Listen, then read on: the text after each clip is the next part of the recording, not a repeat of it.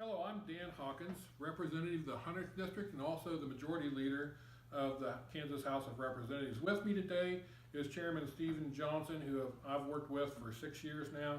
One of the smartest guys I know when it comes to pensions. And so we're here to share with you some of our experiences this year and our challenges that are ahead of us.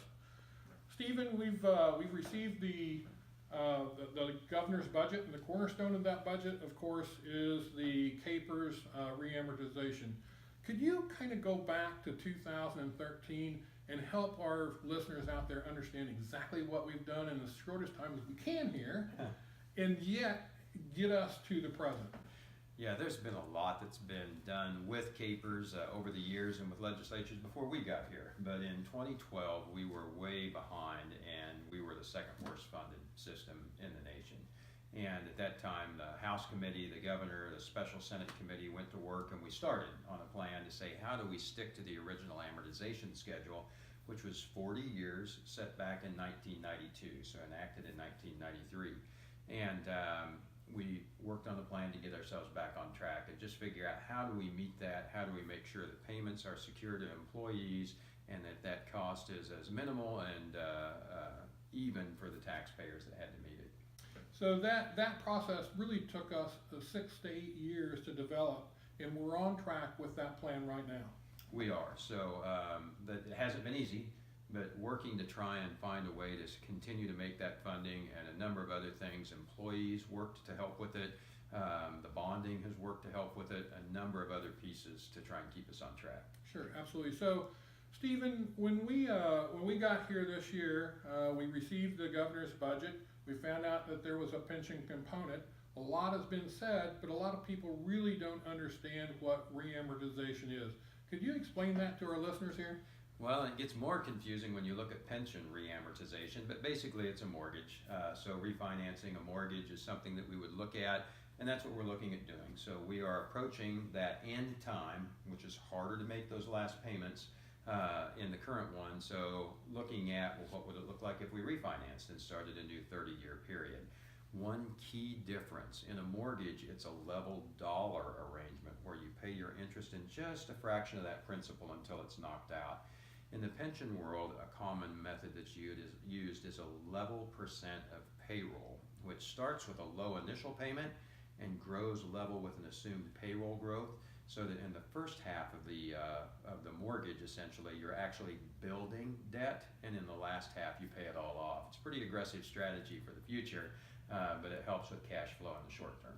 And Stephen, aren't we really kind of at the top of that mountain right now, ready to tip over the other side to where we don't have that massive liability just hanging over us? We're really starting to see the fruits of our labor, aren't we? We are just getting there. A number of issues came into play where there were some caps that the legislature put into place in the 90s that slowed down the progress to actually get to the part where we paid principal on that. And we have just gotten into that part of it, which I think is really critical to get where we're actually paying the debt down rather than letting the interest build against us. And what do we have to keep us at even? Where is that level? That's a great question. So the KPERS staff is a tremendous staff to work with, and they calculate it for us each year. It's $631 million. That has two components. The first is the interest on the debt, so just over $6.5 billion for just the state school group. All of the other groups are paying at the actuarial rate. We're just working to catch that one up. But it's $6.5 billion at 7.75%. So that gets us just over $500 million. And then the cost of a year of service, what we owe our employees for their KPERS payment, what the state needs to be putting in, is just under $100 million. So it's those figures that get us to $631 million. At that point, $1 less builds the liability, $1 more starts to pay it off. And so our governor has suggested that we take up to $145 million out of that payment, because they save $145 million by reamortizing that debt. That drives up our costs, correct? Correct. So the 145 is from our payment, which is higher than the 631, taking us down to about 517 million for the first year.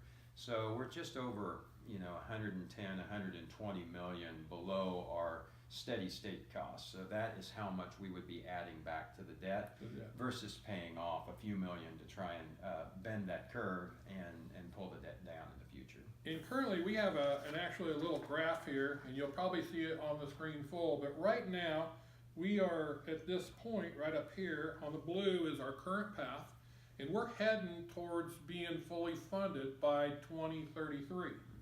And the governor's recommendation doesn't help us out on that.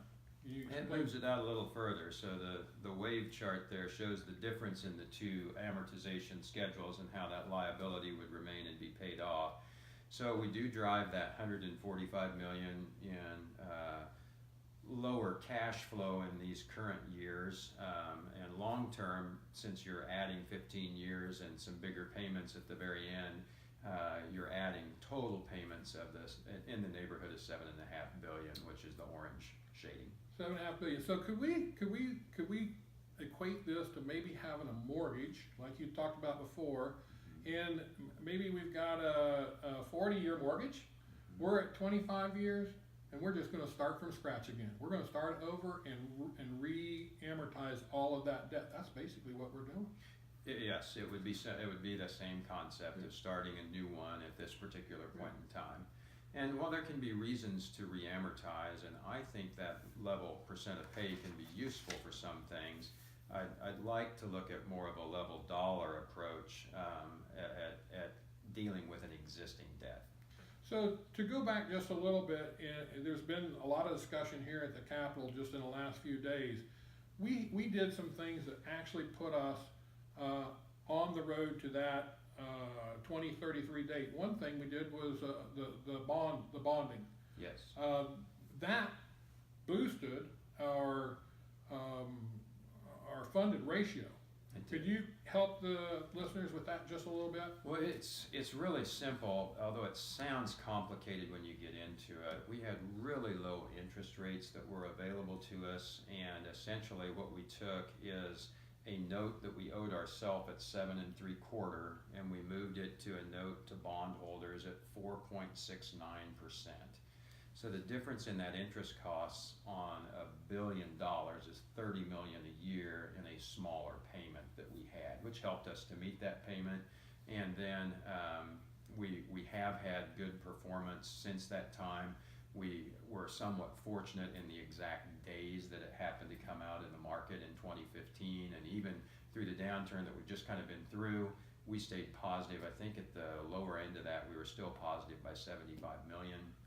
And at the last time we had a joint pension meeting, which we were going over back in the fall, we were up by over 100 million.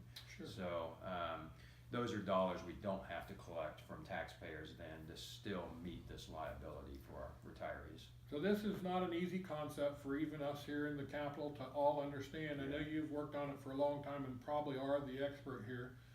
Is there anything else that we can share with our listeners to kind of bring it home before we finish today? You know, as I think, and there are places where reamortization can work. We want to look at not going to a really high payment and falling off a cliff the next year. But the key is we want to look at how that works. In this case, we'd still be paying about $500 million a year, and essentially we shift that burden 15 years where the payoff schedule looks really similar for the next generation. So that would be this graph that would right be here? that graph. Yeah. And that'd be something that I'd like to find a way that we didn't have that same problem that far in the future. So this is our present situation. This is if we do what the governor would like to do. And the other thing that goes along with that is we are below 80% funded right now, and there's another graph that goes on that line, but the longer we stay there, the more risk we have in that volatility if something goes wrong in the markets. You want to get above that 80% funded rate as quickly as you're able to, where you're in a little more safe zone. If you ever get to the point, say like some states like Illinois have a funded ratio below ours, it can become very difficult to have enough in payments to make up when you don't have those interest earnings working for you. Well, I hope this helps our listeners out to understand a little bit of what we're dealing with when we look at this pension situation. We do believe that taking it to our next generation, actually kicking the can down the road, basically, taking money out and then letting the next generation handle it is not the way to go. It's $7.4 billion in cost to us. How can we possibly do that to our people? You have anything to end up with?